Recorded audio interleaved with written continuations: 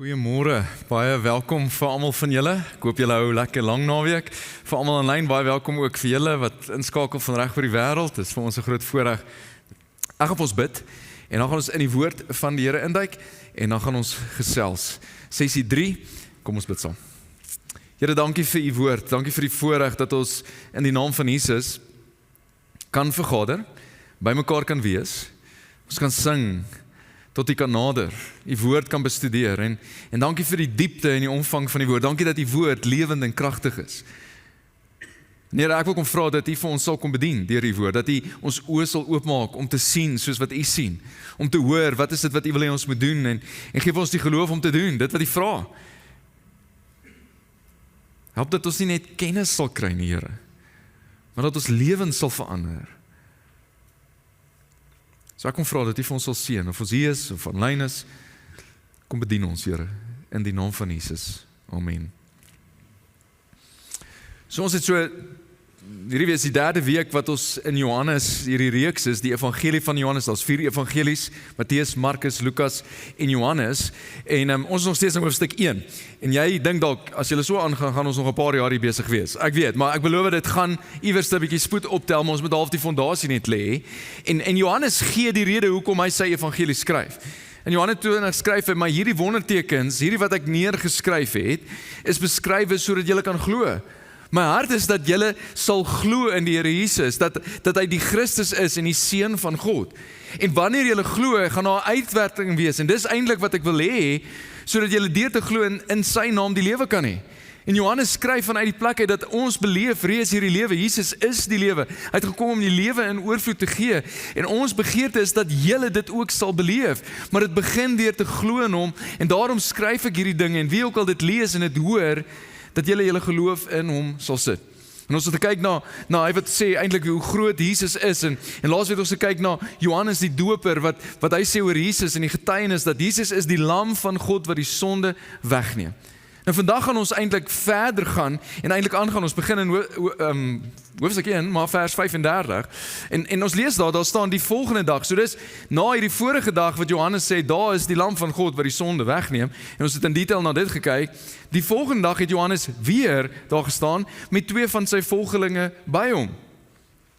Toe Jesus verbyloop, het Johannes stip na hom gekyk en gesê, daar, en daar is, kyk, neem kennis, kyk verder as die omstandighede, kyk verder as die fisiese, kyk verder as net daar's 'n skrynwerker van Nasaret, kyk in diepte, kyk in gees, daar is die lam, nie 'n lam nie, die lam van God. En dis, obviously het sy volgelinge nie mooi opgelet nie, hy moes dit 'n tweede keer sê. Het jy dit al beleef, dat jy moet dinge weer en weer en weer vir mense sê voor hulle hoor? As jy ouer is, sê net, dis deel van hoekom ek nog gewerk het. Ek noem dit net, soos, jy moet dinge oor en oor sê, voordat mense hoor. En hier is die ding, wanneer jy getuig oor Jesus en vir iemand vertel, soms moet jy meer as een keer vertel van Jesus, voordat hulle verstaan wie hy is, en voordat hulle in daai rigting beweeg. Moenie sê, wel, ek het vir hulle gesê van Jesus, en nou gaan ons dit aan nie, hulle moet doen wat hulle wil nie. Nee, dit is soms 'n herhaling wat moet gebeur. En Johannes sê dit weer, en hier is die reaksie, die 2 het om dit hoor sê, en hulle het toe Jesus gevolg. En ons soos wel, as jy nie die eindelike ene sê, ons gaan agter hom aan, en hulle begin toe hom volg. En toe Jesus omkyk en sien dat hulle hom volg, vra hy vir hulle, wat soek julle? Nou reg deur die evangelie van Johannes, is dit asof Jesus op 2 vlakke praat, en hy praat oor diep geestelike dinge, maar die mense hoor net die fisiese dinge. Wanneer hy praat met Nicodemus, praat hy oor wedergeboorte, en Nicodemus dink in fisiese terme, hoe moet ek weer my ma se maag klim, dis weird, en in Johannes 4 dan praat hy oor lewende water, en die vrou soos, jy het nie eers 'n bak om water te skep nie, en later sy praat oor ek is die lewende brood, dis al soos, hoe moet ons jou eet, en so oor en oor praat Jesus oor geestelike dinge, en dit word geïnterpreteer deur fisiese dinge, en ek dink nie Jesus het net hier gevra, wat is dit wat hulle wil hê, en kom hulle agter hom aan nie, daar was 'n dieper betekenis. Wat is die soeke van julle lewe? Dis die vraag wat hy vir enige iemand wat in sy rigting begin beweeg. Wat soek julle? Wat soek julle in hierdie lewe? Wat is die diepte? Wat is die quest waarop jy is? Wat is die reis waarop jy is? En almal van ons is op 'n sekere reis. Party mense soek plesier, party mense soek satisfaksie, party mense soek vrede. En almal doen hierdie verskillende dinge, want daar's iets hier binne wat hulle wil voed. En die wêreld hou ons so besig dat ons nie die diepte van hierdie vraag kan ondersoek nie. En dan gee die wêreld vir jou klomp opsies. Dit gaan eintlik oor al hierdie dinge. En as jy hierdie dinge kan kry, en as jy in hierdie dinge kan leef, dan gaan jy vervulling kry. En dan gaan jy genot kry, en dan gaan jy die vrede kry. En dan gaan jy die plesier kry. En ek weet nie wat is meer hartseer nie. Die feit dat jy jou hele lewe jaag na iets en jy kry dit nooit nie, of dat jy iets jaag wat die wêreld sê, gaan al hierdie dinge bring en jy kry dit en jy vind, dit bring toe nie die vervulling wat jy gedink het nie. En dan hy vra vir hulle, wat is dit wat julle wil hê? Wat hoop julle kan julle by my kry? Weer eens, hulle verstaan nie die omvang van dit nie. En hulle het hom geantwoord, Rabbi, dit beteken leermeester, waar gaan jy tuis? En hier is die wonderlike ding van Jesus, is dat hy ontmoet ons waar ons is. Hy sê nie vir hulle soos, luister, ek dink julle moet 'n paar dinge gaan uitfigure en julle moet 'n bietjie gaan studie en 'n bietjie dieper dink oor die lewe as net waar ek bly en waar ek tuis gaan op hierdie oomblik. Nee, dis wat hy doen. Hy ontmoet hulle waar hy is en hy gee aan hulle hierdie uitnodiging, hierdie wonderlike uitnodiging, hierdie uitnodiging wat Jesus vandag nog aan mense gee wat 'n soeke het in hierdie wêreld, wat wonder oor die wêreld en hy sê, kom saam, dan sal julle sien, kom saam met my. En julle gaan iets beleef, en julle gaan iets sien, en julle gaan iets leer. En hy nooi hulle om hom te volg. En dis presies wat hulle doen. Hulle neem dan tree, hulle sê, hulle toe gegaan en gesien waar hy tuis gaan. Dit was omtrent 4:00 die middag, en hulle die res van die dag by hom gebly. En hier is die ding, Jesus nooi ons om hom te volg. Maar dis 'n aktiewe ding. Om te volg beteken jy moet 'n tree gee, jy moet iets doen, hulle moes actually gaan, en hulle moes gaan kyk. Dis 'n aktiewe ding wat jy moet doen. As jy nie volgende stappe neem agter Jesus aan nie, per definisie volg jy nie meer nie. Jy staan stil, jy volg nie. En so my vraag vir jou is, wat reeds Jesus volg, wat is jou volgende stap wat jy moet neem? Wat is jou volgende stap van gehoorsaamheid wat jy moet neem, soos wat jy agter Jesus aan beweeg? Hierdie driehoek het ek al 'n paar keer vir jou gewys. En dis weer eens net om ons missiestelling, om God te ken en hom bekend te maak terwyl ons mekaar liefhet, prakties te maak. Wat is dit wat jy kan doen binne in hierdie?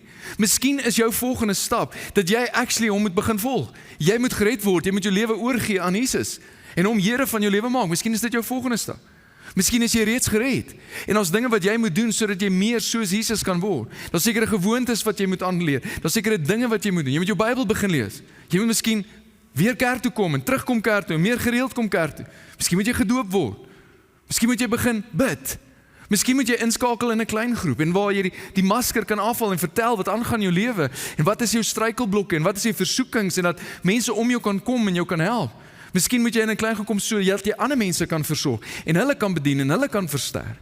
Of miskien moet jy hom bekend maak deurdat jy jou gawes en talente ergens begin gebruik en begin dien en die liggaam opbou en mense dien met Jesus in sy naam. Of miskien moet jy ergens Jesus begin deel aan mense wat nog nie van hom gehoor het nie en op 'n uitreik gaan of wat. En jy kan ook sê, Peter, maar ek het al hierdie stappe al geneem. Jy kan nog steeds 'n stap neem om iemand anders te help om hulle verhouding met Jesus te begin. Daar's nooit 'n einde om Jesus te volg nie. Daar's altyd 'n volgende stap wat jy kan neem. So my vraag vir jou is, wat is dit wat jy moet doen? Wat jou stap gaan wees? Andreas, die broer van Simon Petrus, was een van die twee wat het van Johannes gehoor en Jesus gevolg het. Nou, ons weet nie wie die ander een was nie. Ekskuus, ons weet Andreas is die een, maar ons weet nie wie die ander een was nie. Nou, party ouens vermoed dit is dalk Johannes wat die evangelie geskryf het. Omdat Johannes nooit na homself verwys nie, en nooit sy eie naam noem nie, maar die hoeveelheid detail wat hy weet presies wat hier gebeur het, wonder hulle, miskien was dit Johannes, maar ons weet nie, dit is nie duidelik nie, dit is maar ouens wat wonder. En so Andreas was die een wat ons van weet. Daarna, en kyk hier's die eerste ding wat hy doen, daarna het hy eers, toe hy Jesus begin volg, die eerste ding wat hy doen is, hy het sy broer Simon gaan soek en vir hom gesê, ons het die Messias gekry. Messias beteken Christus. Messias is die Hebreëse vertaling van die gesalfde een, en Christus is die Griekse vertaling van die gesalfde een, is dieselfde betekenis. En hy sê, luister, ons het hom gekry. Die eerste ding wat hy doen as volgeling van Jesus, is om vir iemand anders te gaan vertel. Die eerste ding toe hy gered word en word hy deel van die reddingsspan wat uitgaan om ander te red. En dit is dieselfde vir jou en vir my, is dat ons moet gaan om ander mense te help. Ons het nodig om te gaan. Daar's mense wat nie gered is nie. As jy minder as 2 jaar by die Here is, Statistiek sê dat jy is een van die grootste evangeliste. Dat jy sê vir 'n klomp mense, maar sodra jy langer as 2 jaar die Here volg, dan die hoeveelheid keer wat jy vir mense van Jesus vertel, neem drasties af. Nou daar's verskeie redes, miskien is dit net, daar's nie meer baie vriende wat nie vir Jesus ken nie, maar daar's iets van dat ons voel dit nie meer so intens nie. En ons vergeet dat ons is op die reddingsspan en dat daar's mense wat verlore is. So kom ek vra julle die vraag, wie is naby aan jou, maar ver van Jesus? Andreas se broer is naby aan hom, is familie, maar hy was nie by Jesus nie. Wie is naby jou? Familie, vriende, werk saam met jou in die koshuis, saam met jou in die skool, maar is ver van Jesus. Wie is daai mense? Miskien is jy die persoon wat hulle moet vertel van Jesus en sê, luister, ek het hom gekry. Ek weet wie hy is. En kyk wat hy doen dan. Hy het hom na Jesus toe gebring. Hy het nie net vir hom gesê, hey, ek het iemand gekry nie, hoop jou lewe is fyn nie. Nee, dit vat moeite, dit vat energie, dit vat inspanning, dit vat iets om iemand na Jesus toe te bring. Dit gaan jou iets kos, dit gaan van jou tyd vat, dit gaan moeite vat. En hy doen wat nodig is en hy bring hom na Jesus toe en hy weet, by Jesus kan sy lewe verander. Jesus het stip na hom gekyk en sê, jy is Simon, seun van Johannes. Jy sal Sefas genoem word. Sefas beteken dieselfde as Petrus. Sefas is 'n dialek van die Aramees wat selfs as Petrus beteken. En jy moet nie mis wat hier gebeur nie. Ons lees so ons half bekend met dit. Maar imagine jy word deel van 'n klein groep en jy kom die eerste keer daar aan en soos, hallo, wie is jy? Ek is Johan. Hallo Johan, aangename kennis. Van nou af sal ons jou Kobus noem. Welkom Kobus, jy is deel van ons groep. Jy gaan soos, weird groep, ek dink ek wil deel wees van hierdie groep nie. En dis wat presies gebeur, soos, ek bring jou na Jesus toe, jy is die mees, jy sal nou Sefas wees. Maar iets wat gebeur. Sien, nou sekere dinge wat jy weet van jouself en wat ander mense weet van jouself. Dis algemeen bekend. Dan is daar sekere dinge wat ander mense weet van jou, wat jy nie weet nie. Dis jou blinde kolle, jy doen dinge, sê dinge op 'n manier en jy kom eers agter nie. Dan is daar dinge wat ander mense nie weet nie, maar jy weet. En dis jou geheime en sekere dinge wat jy binne bær. Maar dan is daar dinge in jou lewe wat jy nie weet nie en ander mense nie weet nie. Maar God weet. En hy weet wat die doel is en hy weet wat die roeping vir jou lewe is en hy weet waartoe hy op pad is. En dis presies wat hier gebeur. Hy kyk verder as wat net nou is en hy sê vir hom, luister, as jy my begin volg, as jy hierdie pad saam met my doen, is daar sekere dinge wat ek kan doen in jou. Ek kan jou iemand maak. Ek kan jou 'n Petrus maak, wat beteken klein rots. En ek gaan iets deur jou doen as wat jy ooit kan bedink en groter en verder as wat jy ooit kan bedink. En dis presies wat altyd gebeur. As jy Bybelstudie doen, moet jy toelaat dat die Bybel interpreteer en verduidelik. So Matteus vertel ons, eintlik wat daar gebeur is, soos Jesus vat sy disippels na Caesarea Philippi toe, en hy vra vir hulle, wie sê die mense is ek? En al die verskillende goedes wat mense sê, en net soos vandag het mense allerlei opinies oor Jesus, en dan vra hy vir hulle die vraag, en julle? Wie sê jy? Wie sê julle is ek? Dis eintlik wat saak maak, en dis 'n vraag wat ons almal moet antwoord, wie sê jy is Jesus? En Simon Petrus is die ou wat altyd eerste en die meeste praat, en hy antwoord, hy sê, U is die Christus, die Seun van die lewende God. En Jesus sê, gelukkig is jy, of geseënd is jy, Simon Barjona, het Jesus vir hom gesê, want dit is nie 'n mens wat dit aan jou geopenbaar het nie. Sekere dinge kan jy nie bedink nie, dit moet geestelik geopenbaar word. God se gees moet dit vir jou oopbreek. Dit is nie 'n mens wat dit aan jou geopenbaar het nie, maar my Vader wat in die hemel is. En dan sê hy, en ek sê vir jou, jy is Petrus, wat beteken klein klip, en op hierdie rots sal ek my kerk bou, my eklesia, my beweging, en die magte van die doderyk sal dit nie oorweldig nie. Nou wat hy vir hom gesê het, hy het nie gesê dat Petrus is die rots waarop hy kerk bou nie, soos baie ons glo nie. Nee, hy sê hierdie openbare publieke verklaring dat Jesus die Seun van God is, die Christus is, op daai verklaring gaan ek my kerk bou. En daar's niks wat dit gaan stop nie. En vir 2000 jaar bou Jesus sy kerk en sy kerk gaan verder en wyer en dieper en groter. Oor mense wat glo dat Jesus is die Christus. Hulle geloof in hom sit en die lewe in Jesus beleef. En Petrus was 'n rolspeler binne in hierdie. Hy word die eerste leier binne in die kerk, of van die leiers in die kerk. En Jesus leef dit uit.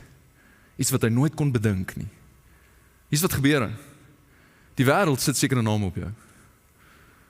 Die wêreld label mense. En sê, jy is nie goed genoeg nie. Jy was 'n fout. Jy was onbeplan. Jy sal dit nie maak nie. Jy's 'n mislukking. Jy's net 'n geskeide. Jy is net 'n droogmaker. Jy doen altyd die verkeerde ding. Jy gaan niks word eendag nie. Maar daar's 'n God wat jou liefhet. En 'n God wat verder sien. En as jy naby hom is en saam met hom is, kan hy vir jou sê wie hy dink jy moet wees en wie hy jou gemaak het om te wees en die potensiaal wat jy kan uitleef, wat jy dalk nie eers nou kan sien in jou omstandighede, maar hy sien verder en groter en dieper. En hy wil vir jou naam gee. In ons Openbaring reeks, wat is deel van die brief wat dat sê, dat hy gaan 'n wit klip gee met 'n nuwe naam vir jou. Hy sit sy naam op jou. Dis presies wat hy doen nie. Die volgende dag het Jesus besluit om na Galilea toe gaan. Hy kry toe vir Filippus en sê vir hom, volg my. En kyk baie mooi hierso, hoe Filippus tot bekering kom en hoe hy Jesus begin volg, lyk anders as hoe Andreas dit gedoen het. Hoe die proses gebeur het, lyk anders. En iets wat ek en jy moet weet, dat die manier hoe ons Jesus begin volg, gaan verskil van mekaar. Ons storie van hoe ons by Jesus uitgekom het, gaan verskil van mekaar. En jou storie is jou storie, en niemand se storie is beter as jou storie, dis net jou storie. En hoe dit lyk anderste. In hierdie geval kry Jesus vir Filippus, ons weet presies waar nie, en hy nooi hom, weer eens, die uitnodiging sê hy, volg my. Volg my. So die vraag wat ek vir jou wil vra is, wanneer het jy begin volg? Wanneer het dit vir jou gebeur? Het jy al Jesus begin volg? Wanneer het dit gebeur? Party mense wel, ek kan nie die dag en datum onthou nie, dis okay, die vraag is net, volg jy? Het jy ergens begin volg? Dis die eintlike ding. Maar as jy vandag hier sit en jy kan nie sê dat jy al begin volg nie, moet jy weet, daar is 'n uitnodiging van Jesus wat sê, begin vandag, volg my. Ek weet meer en ek sien meer en ek beplan meer vir jou as wat hierdie wêreld vir jou kan gee. Ons sê, you are my living hope.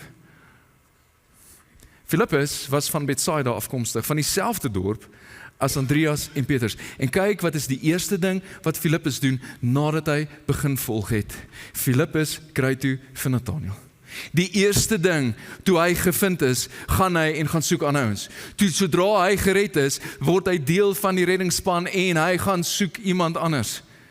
Dit is die eerste ding wat moet gebeur. Dit is wat ek en jy moet doen. Dit is die patroon. Dit is wat nodig is. Nou ons luister mooi. Mense is verlore sonder Jesus Christus.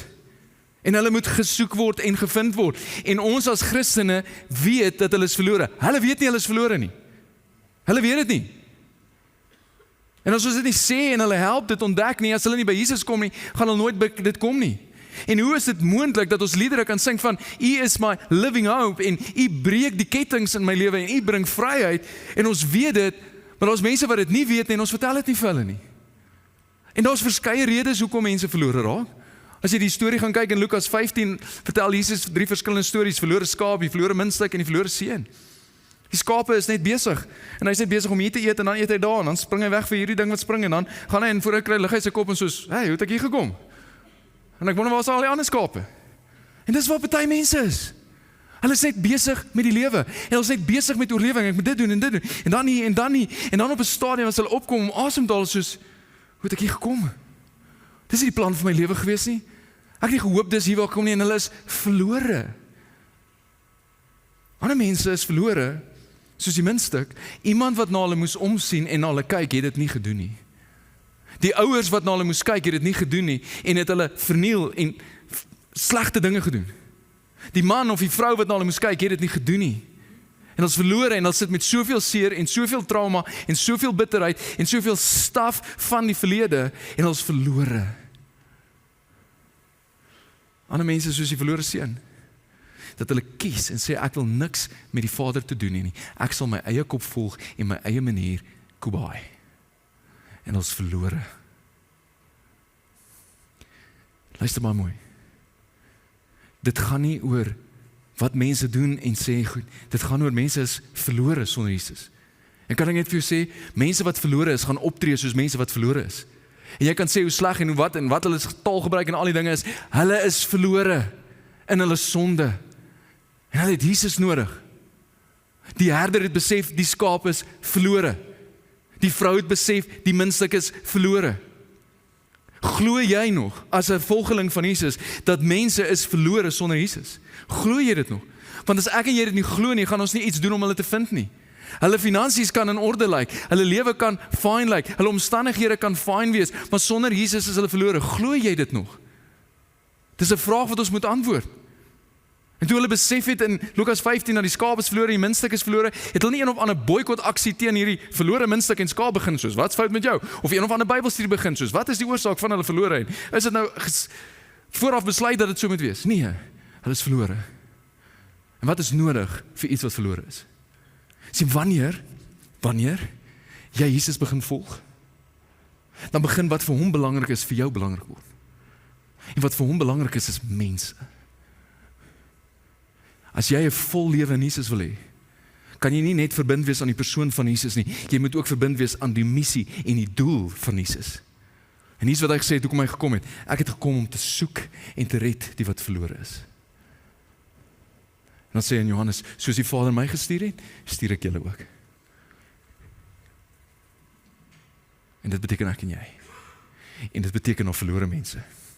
Geredde mense is gestuurde mense, dis wie ons is, dis wat ons doen. So my vraag vir jou is, wie ken jy wat verlore is? Wie ken jy wat verlore is? Wie is jou een meer? Dis die term wat ons hier gebruik, iemand wat naby jou is, maar ver van die Here is. In 'n vorige reeks het ons gepraat oor elkeen, het ons sulke kaartjies uitgedeel, en ek het vir jou gesê, skryf neer. Wie is jou een meer? Wie is die persoon wat naby jou is, maar ver is van die Here? En begin elke dag vir hulle bid, skryf hulle naam neer, en sit hierdie kaartjie ergens waar jy dit elke dag kan sien. Nou as dit iemand by jou werk is, moet dit nie in jou kantoor sit en dan stap in soos, hey, hoekom is my naam daar op jou kaartjie? Wel, jy's verlore en jy's op pad hel toe, so ek bid vir jou. En dit gaan nie werk nie. Nee, maar bid elke dag vir die mense. En elkeen is iets, wat is dit wat jy kan doen om die liefde van Jesus bekend te maak? En dan wat is jou iewers? Wat is die plek waarvoor jy bid? Daar buite is die kaarte op met die strate wat jy gesê het. Ek is in hierdie straat, ek bid vir die mense in my straat. Ons begin daar. En dan gaan dit in die res van die wêreld. Wat is die lande waarvoor jy bid? Wie is jou een meer? Filippus kry vir Nathanael. Direk nadat hy gevind is en hy sê vir hom. En kyk mooi, sy storie en sy ervaring en belewenis van wie Jesus is anders as Andreas se. Ons het hom gekry van wie Moses in die wet geskryf het en van wie die profete ook geskryf het. Dit is Jesus van Nasaret, die seun van Josef. Maar Nathanael sê vir hom, kan daar uit Nasaret iets goeds kom? Mense is skepties, ouens. Dis klein dingetjies wat keer dat mense wil glo of nader kom. En weet jy wat, Filippus begin nie met een of ander debat met hom nie. Hy begin nie met een of ander aksie teen hom nie. Hy sê net vir hom, kom kyk. Kom kyk. Kom kyk net. Kom beleef net. En dis wat jy moet weet. Wanneer jy mense gaan uitnooi in jou wêreld in dat hulle iets van God beleef en van sy liefde en 'n alternatief tot wat hulle het, hier's wat jy moet weet. Godsdienstige mense gaan goeders oor jou sê. En hulle gaan slegte goed oor jou sê en allerlei teologiese goeders op jou sit. Hulle het dit met Jesus gedoen. Hy eet saam met sondaars en tollenaars. Wat is sy probleem? Hy's 'n wynsuiper. It's gonna happen. Wanneer jy begin brûe bou na mense wat verlore is en dit nie weet nie, sodat hulle brug kan hê om by Jesus uit te kom. En sê, kom kyk net. Ek kan nie al jou vrae beantwoord nie, ek weet nie al die staf wat jy het nie, maar kom ek bring jou tot by Jesus, want hy weet meer as wat ek weet, en hy sien meer as wat ek weet, en hy sien verder en weet van jou, en ken jou, en weet wat is die doel van jou lewe, en as jy iets met hom te doen het, ja, miskien het jy weerstand teen kerk, en weerstand teen Christene, oor staf wat gebeur het in die verlede, maar as jy by Jesus kom, kan al daai mure en skanse afgebreek word, en jy kan iets van die liefde van 'n God wat jou ken, kan jy beleef. En hy vat hom na Jesus toe. So hoe deel ek my storie? Hoe deel ek my storie? Wanneer laas het jy oor jou geloof gepraat? En hoe kan jy dit deel? Die eerste ding is uitnodiging. So Dinsdag, as jy weer by die werk is, vra vir mense, so wat het jy die naweek gedoen? Het gaan afval gebeur, jy gaan staan en koffie maak en so, hey, wat is die naweek? So vra vir hulle wat jy gedoen het. En dan gaan sê, hier is wat ek gedoen het, en dis wat ek gedoen het, en dis wat ons beleef het, en alles. En dan, omdat mense ordentlik is, en nice, gaan dan vir jou sê, en jy? Wat het jy gedoen? Dis 'n geleentheid. Ek was Sondag by die kerk. Ons is besig met 'n studie deur Johannes. Wil jy nie saam met my kerk toe gaan nie? Hier's wat nie 'n uitnodiging is nie. Hoe lyk dit? Een of ander tyd saam met my kerk toe, hè? Nee, 'n uitnodiging is, ons is besig met Johannes. Ek kom altyd na die 9:15 diens. Wil jy nie saam met my kom? Kry my 10:00, dan koop ek vir jou koffie. Volgende week gaan ons praat oor Jesus wat na 'n partytjie toe gaan het en water en wyn van het. Dit klink interessant. Hoe lyk dit? Wil jy langs my kom sit? Baie spesifiek wil weet. Gee uitnodiging. Die eerste wat kan gebeur is hulle kan sê nee. Hulle kan sê ja. Miskien die tweede ding wat jy kan doen is om gebedsuitnodiging te gee. Soos, hey, waarvoor kan ek vir jou bid? Miskien sal jy sê, nee, moenie vir my bid nie, ek stel nie belang in daai goed nie. Maar weet jy wat, ergens gebeur die lewe. 'n Mens is in van die moeilikste omstandighede en dan weet 'n televisiepersoon by die werk wat gesê het hulle sal bid. Dan kom soos hy, kan jy dalk vir my bid? Hier's wat aangaan. Ek weet wat aangaan in my lewe nie, ek goed val uit, my kinders weg, hier is wat gebeur. Kan jy vir my bid? Soms kry jy geleentheid om jou storie te deel. Hier's waarmee ek gesukkel het, almal dieselfde as jy. Hier's hoe ek Jesus ontmoet het. Hier's hoe my lewe verander het. Ja, hier's waarmee ek nog steeds sukkel. Maar hier's wat ek beleef nou. Jy kry kans om jou storie te deel. En jou storie gaan anders lyk as my storie. Maar jy het 'n storie om te vertel. Soms is jy die voorreg om die evangelie te deel. En jy sit die evangelie op die tafel. Soms is dit 'n toedeur en mense stel nie belang nie. En al wat dan is maak nog 'n koppie koffie. Nooi hulle vir nog 'n koppie koffie. Mense is nie 'n projek wat jy moet fix nie. Dis mense met 'n storie vir wie jy kan lief wees en 'n verhouding kan bou en sê, kom ons drink nog 'n koffie, kom ons gesels en jy bly bid vir hulle. En jy bly die Here vertrou vir 'n oop deur vir een van hierdie. So Filippus vat vir Nathanael na Jesus toe. En toe Jesus vir Nathanael na hom toe sien aankom, sê hy vir hom, selfe woord daar, kyk, sien verder as net wat jy hier sien. Hier is 'n ware Israeliet, 'n man in wie daar geen bedrog is nie. Nathanael vra hom toe, waarvandaan ken jy my? Jy weet iets van my wat ek nie besef het nie. En hy is verwonderd oor Jesus se bonatuurlike kennis. En dan sê Jesus die volgende, en ons weet nie heeltemal wat dit beteken nie. Hy sê, voordat Filippus jou geroep het, toe jy nog onder die vyeboom was, het ek jou al gesien. En as gevolg van wat Jesus hier gesê het oor die vyeboom, kyk wat is sy reaksie. So, wat ook al dit was profound geweest. Hy sê, toe roep Nathanael uit, Rabbi, u is die seun van God, u is die koning van Israel. En kyk, die terme wat hy gebruik is anders as Filippus en anders as Andreas. Nou, daar is een Syriese tradisie wat vertel, dat Nathanael se ma het hom onder 'n vyeboom gesit, toe al die seuns besig was om doodgemaak te word in Bethlehem, om hom weg te steek. Dis een tradisie, ons weet nie. Maar wat ook al gebeur het by die vyeboom, wat ook al die vraag was, wat ook al was, het gemaak dat hy iets besef van Jesus, weet baie meer en sien baie meer, en hy kom tot geloof. Selfs wat ons vind in Johannes 4 van die vrou, sê, hy het alles van my geweet, en sy kom tot bekering. Hy weet, luister baie mooi, hy weet alles van jou. Hy sien ver, hy sien diep. Hy kan sien verby al die omstandighede en al jou foute en al jou verlede, en hy kan sê, volg my, volg my. En daarop sê Jesus vir hom, glo jy, dit is die hele doel van Johannes, glo jy, omdat ek vir jou gesê het, dat ek jou onder die vyeboom gesien het? Jy sal nog groter dinge as dit sien. Verder sê Jesus vir hom, dit verseker ek julle, hierdie in die Griekse vraaggebeur is 'n dubbel amen, amen, amen. Dis net in Johannes wat uitvind, amen beteken so seker, en elke keer sê Jesus aan die begin, as hy iets wil vastmaak en duidelik maak, en almal moet seker wees, dis wat waar is. Dit verseker ek julle, julle sal die hemel oop sien, en julle sal die engele van God sien op en afklim, na die seun van die mens toe. En dis terugverwysing na Genesis 28, waar Jakob slaap, en hy sit sy kop op 'n klip neer in Bethel, en hy droom van hierdie leer met engele wat op en af beweeg, en hy het ontmoeting met God daar. En later sou God sy naam verander, na Israel. En hy sou seun sê wat die 12 stamme word, van Israel. En Jesus wil net duidelik maak, luister, hier's iets bonatuurlik aan die gang. En waar daar in die Ou Testament plekke was, waar God ontmoeting met mense gehad, en waar hy deur groot mense gewaar het, nou is die fokus in sy seun. Dis nou wat hier gebeur. Hans, hoor mooi. Geredde mense, is gestuurde mense. Het jy al ooit bedink, waar sou jou lewe gewees het? Nou, as jy nie vir Jesus ontmoet het nie. Ek het vir Jesus ontmoet in matriek. In 'n gat van skuldgevoel staf. Ek het groot geword in kerk. Ek was Sondag in kerk, ek het groot geword in sonneskool. Ek het stories geken. Maar my storie van om Jesus te begin volg, het begin in matriek. Nou die dag praat ek met 'n vroutjie, en ons gemeente was saam met my op skool gewees. En sy sê, onthou jy vir my, nadat jy tot bekering kom in 'n brief wat jy vir my geskryf het? Ek onthou baie goed. Sy sê, ek was so offended. En hoe kan jy my judge? Ek wil net vir jou sê, dankie. Ons, het jy al bedink wat is aan die ander kant van jou uitnodiging? As Jesus my nie gered het nie, ek dink ek sou so weird goed aanvang het.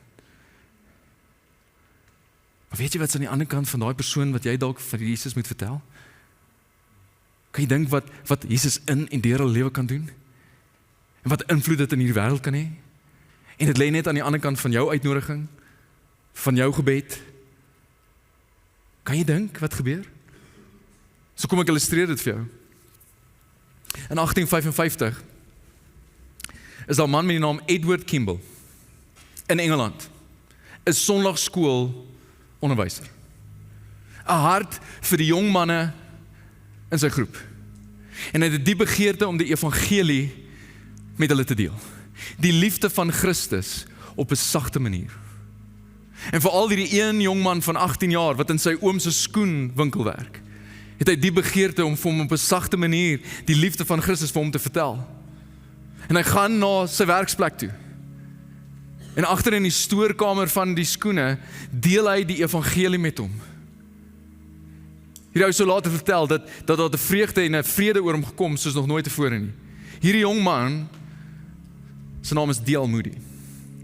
Hy word 'n wêreldevangelis en preek die evangelie en duisende mense kom tot bekering as gevolg van sy bediening. In dieselfde jaar van 1855 is daar 'n vrou met die naam Sarah Clark wat tot bekering kom. Verskillende bronne gee verskillende stories oor wat het gebeur. Een storie vertel dat sy was besig om haar huis mooi en skoon te maak. Toe sy ervaar die Here sê vir haar, jy is besig om jou huis mooi en skoon te maak, maar wat doen jy om jou hemelse woning skoon te maak en mooi te maak? En sy besef sy moet haar lewe oorgee in volheid vir die Here. Ander storie vertel dat sy tot bekering kom oor 'n vriendin wat onbekend is, ons weet nie wie dit is nie, wat langs haar gestaan en wag het vir 'n trein op die perron sê, dink jy nie is tyd dat jy jou lewe oorgee vir die Here nie. D.L. Moody in een van sy byeenkomste is daar 'n man met die naam Wilbert Chapman wat as 'n tiener tot bekering gekom het, gesukkel het met baie twyfel en oor 'n klomp dinge gewonder het. En in hierdie byeenkoms van D.L. Moody wag hy tot na die tyd om met D.L. Moody te praat. D.L. Moody maak die evangelie van Johannes oop en kyk spesifiek na Johannes 5. En dit bring vir hom 'n sekerheid dat hy gered is. Hy word 'n evangelis wat die wêreld rondgaan en evangelie bring vir mense. Billy Sunday was 'n professionele baseballspeler in Chicago. Een Sondag, nadat hy en sy vriende oral in kroeg gedrink het, hoor hy mense wat sing op die straat, gesange en psalms, mense wat deel is van Sarah Clark se bediening. En hy gaan sit op die randsteen en hy begin huil, want hierdie liedere herinner hom aan sy kinderjare. En hy vat hom in na Sarah Clark toe en sy lei hom na die Here toe. Op die ouene sou hy sy baseballlewe opgee en hy word 'n evangelis onder Wilbert Chapman. Hy leer by hom en hy gaan en hy verkondig die evangelie verder. In een van sy byeenkomste is 'n man met die naam Mordecai Ham, wat 'n naam. En hy kom tot bekering in een van Billy Sunday se geleenthede. Mordecai Ham vat dit verder en hy gaan en hy begin met allerlei crusades in tente en oral in Amerika gaan hy. In 1934 het hy 'n tentbyeenkoms in Charlotte, North Carolina. En in die skare sit daar 'n jong seun van 13 jaar oud wat diep getref word deur die evangelie en sy lewe oorgee aan die Here Jesus. En sy naam is Billy Graham. En daar word bereken dat Billy Graham vir 2 miljard mense die evangelie gebring het. Jy het geen idee wat aan die ander kant van jou een meer is en jou uitnodiging is nie. Ek dink Edward Kimball het in die hemel gestaan en toe D.L. Moody al kom soos, hey, jy sien, maar wie is al hierdie mense wat agter jou is? Dis jy. Jy het geen idee wie aan die ander kant is nie. Jy het geen idee hoeveel aan die ander kant is van een nie. Jy het geen idee wat 'n generasies en stede en lande verander as gevolg van jou een meer. Gaan dit awkward wees? Ja! Doen dit in afval. Want wat kan gebeur as jy nie in die hemel is? En jy sien wat aan die ander kant van een meer is. Geredde mense is gestuurde mense. Ek wil hiermee afsluit. As jy Johannes 1 gaan lees, is daar 20 verskillende terme en karaktereienskappe wat van Jesus genoem word. En dis hierdie Jesus wat mense wil ontmoet.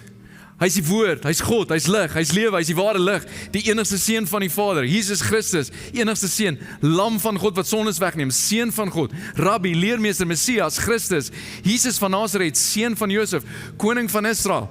En dan is daar nog wat ek hier kon inpas nie, seun van die mens, die een vol genade en waarheid. En dis die Jesus wat mense wil ontmoet, wat verlore is. Jou storie en jou ervaring en belewenis wat nodig is vir jou om tot bekering te kom was anderste as die persoon na wie toe jy moet uitreik. Maar by Jesus is wat nodig is. En as hulle by hom kan kom, en hy gaan hom sien vir wie hy is, kan hy lewe verander. So hier is my vraag en hiermee sluit ek af. Hoe reageer jy op hierdie? Party van julle is reeds 'n volgeling van Jesus. My vraag vir jou is, wie is jou een meer? Bid jy nog vir daai persoon? Bid jy vir geleenthede? Reik jy uit?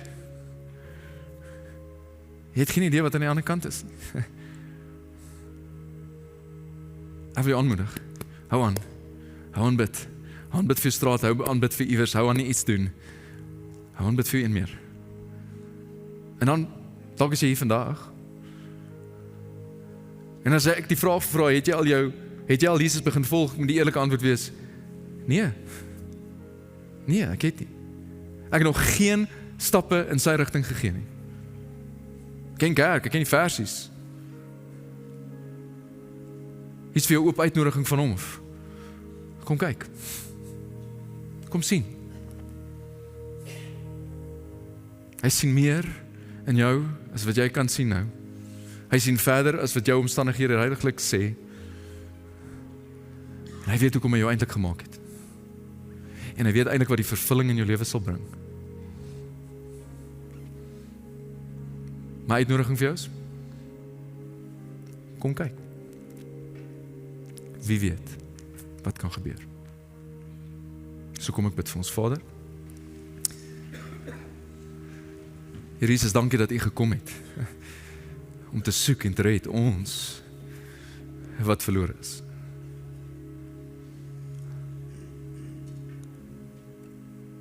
Ek kom bid vir ons wat reeds U volg, reeds gered is. Ek bid Here dat U 'n dringendheid in ons harte sal skep, dat ons is gestuur, dat ons is deel van die reddingsspan, dat U wil ons gebruik, soos wat die Vader U gestuur het, Here Jesus stuur U ons, om te soek en te red. Ons kan nie red nie, maar ons kan wys na U toe, wat red?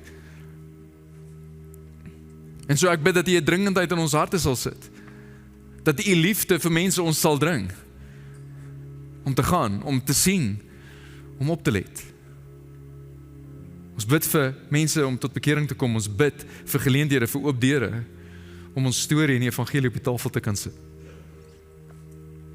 Ek bid dat ons 'n kerk sal wees, wat nie binnekant toe kyk nie, maar sal uitkyk na die oes wat groot is. En Here, dan bid ek vir mense wat hier sit en eerlik moet sê, hulle het nog nie begin volg nie. Ek bid dat U hulle oë sal oopmaak om U te sien.